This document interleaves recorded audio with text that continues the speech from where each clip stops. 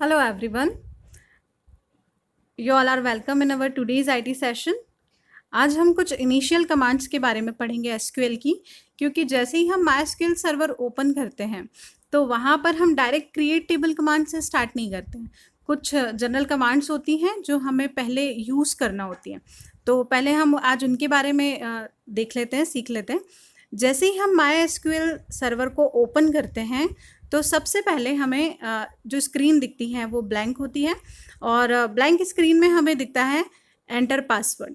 पूरी screen blank होती है, वहाँ पे कुछ भी नहीं होता, वहाँ पे सिर्फ लिखा होता है एंटर पासवर्ड। तो जब हमने मायस्क्यूएल वर्जन को डाउनलोड किया था तो वहाँ पे हमने एक पासवर्ड डाला था, वही पासवर्ड ये आपसे हमेशा मांगेगा। जितनी बार आप मायस्क्यूएल ओपन करेंगे मायस्क्यूएल का सर्वर, वो आपसे बार बार वही पासवर्ड मांगेगा। यहाँ पर आप पासवर्ड एंटर कर देंगे। सेकेंड स्क्रीन जो हमें आएगी वो कुछ ऐसी आएगी।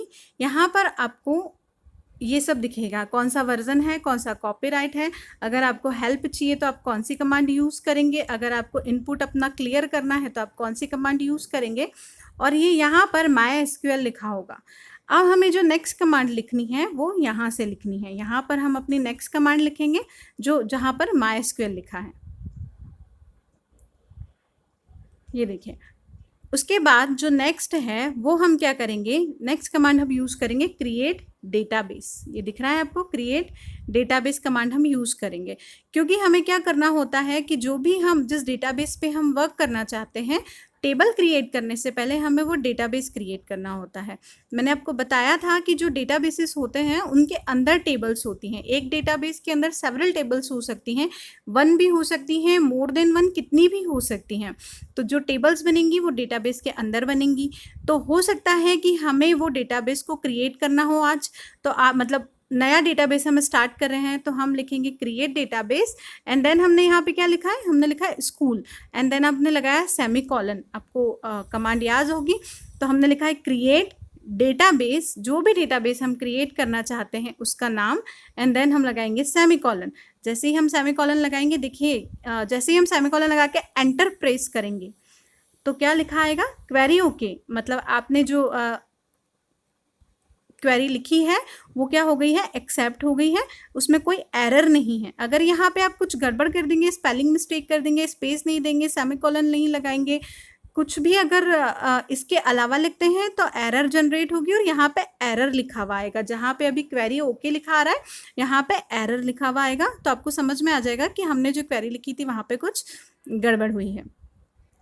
अब ज़रूरी नहीं है कि आप उसे क्रिएट ही करें। हो सकता है आप देखना चाहते हो कि क्या मेरे पहले यहाँ पे कोई डेटाबेस क्रिएट कर चुका है, या मायस्क्यूएल के इस सर्वर में कितने डेटाबेस ऑलरेडी क्रिएटेड हैं, आप देखना चाहते हैं, तो आप कमांड यूज़ करेंगे शो डेटाबेसेस। अब यहाँ पे आप ध्यान देंगे, जो कमांड है वो है शो डेटाबेसेस। ये शो डेटाबेसेस है, शो डेटाबेस नहीं है। और जो पिछली वाली कमांड थी वो थी क्रिएट डेटाबेस। आपको यहाँ पे दिख रहा है, देखिए क्रिएट डेटाबेस। आपको एक डेटाबेस क्रिएट करना था, इसलिए हमने क्रिएट डेटाबेस लिखा है, और यहाँ पे हमको सेवरल डेटाबेसेस देखने हैं, इसलिए हमने लिखा है शो डेटाबेसेस। यानी कि आपकी जो एसक्यूएल है उसमें कितने डेटाबेसेस स्टोर हैं, उन सब के नेम हम रिट्रीव कर रहे हैं। तो यहाँ पर जैसे ही हमने शो डेटाबेसेस लिखा, सेमीकोलन लगाया, एंटर प्रेस किया, तो यहाँ पर क्या होगा, ये सारे जितने भी डेटाबेसेस हैं उन सब के नाम आ जाएंगे।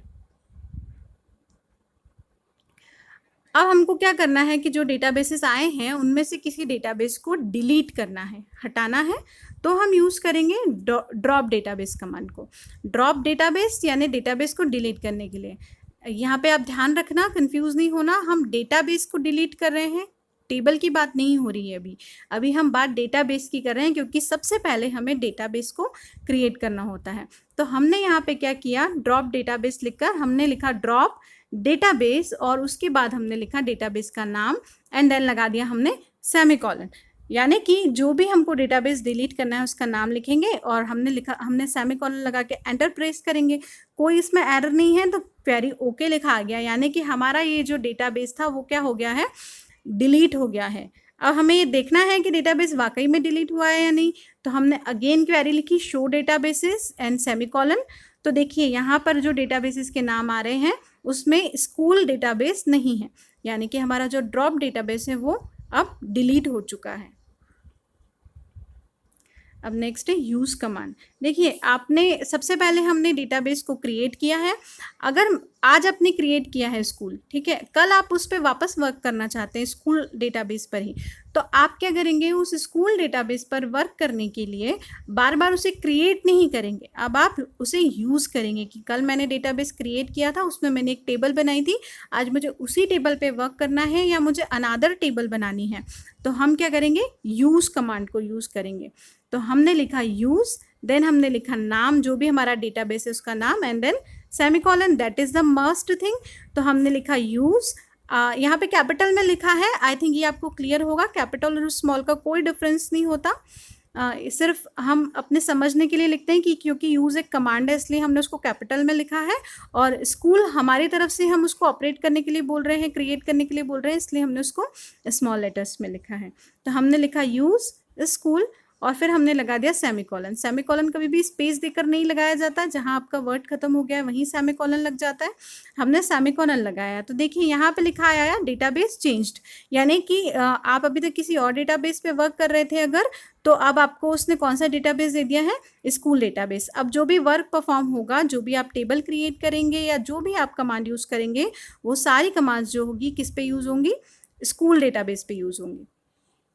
अब इसके बाद अब जब हमने एक डेटाबेस चूज़ कर लिया है, तो सबसे पहले हम क्रिएट टेबल करेंगे। उस एक डेटाबेस के अंदर कितनी भी टेबल हो सकती हैं, आज आपने एक टेबल क्रिएट करी है, ये सब आपने उसके कॉलम्स दिए हैं, डेटा टाइप लिखा है, स्ट्रिंग लिखा है, आपने और भी कॉन्स्ट्रेंट्स लगाए होंगे, ये सब लगा के आपने हमने पढ़ लिया ना क्रिएट टेबल कमांड, तो ये सब लिख के हमने जैसे ही सेमीकोलन लगाया और एंटर प्रेस किया, तो यहाँ पे लिखा है क्वेरी ओके, ठीक है, यानी कि कोई एरर नहीं आई है, हमारी क्वेरी जो है वो रन कर गई है, ओके हो गई है। ये हमने यूज़ डेटाबेस यानी यूज़ स्कूल जो हमने लिखा था उसकी बात किया है। अब देखिए हमने डेटाबेसेस तो देख लिए थे कि डेटाबेसेस कितने हैं, अब हमें देखना है कि अब हम जो वर्क कर रहे हैं वो सारा स्कूल डेटाबेस पे कर रहे हैं, तो हमें देखना है कि हम जो डेटाबेस पे वर्क कर रहे हैं उसमें एक्चुअली टेबल्स कितनी हैं। तो हमने लिखा यहाँ पे शो टेबल्स, हमने कमांड कौन सी यूज़ की, शो टेबल्स। अगेन आप गौर करेंगे, टेबल्स है, टेबल नहीं है, शो टेबल्स। अब हमको वापस डेटाबेस का नाम लिखने की ज़रूरत नहीं है क्योंकि हम स्कूल डेटाबेस पर ही वर्क कर रहे हैं, तो हमने लिखा शो टेबल्स और फिर हमने लगा दिया सेमीकोलन। तो स्कूल टेबल्स में देखिए यहाँ लिखा आ गया टेबल्स इन स्कूल, क्योंकि हम स्कूल डेटाबेस पे वर्क कर रहे हैं, तो कितनी टेबल आई है, एक टेबल यहाँ पे आ गई है जो हमने अभी क्रिएट की थी। आपने और इसके पहले क्रिएट करी होती तो और आ जाती, या बाद में इसके बाद एक और टेबल क्रिएट करके फिर शो टेबल्स कमांड रन करके देख सकते हैं, वहाँ पे उस टेबल का भी नाम आ जाएगा।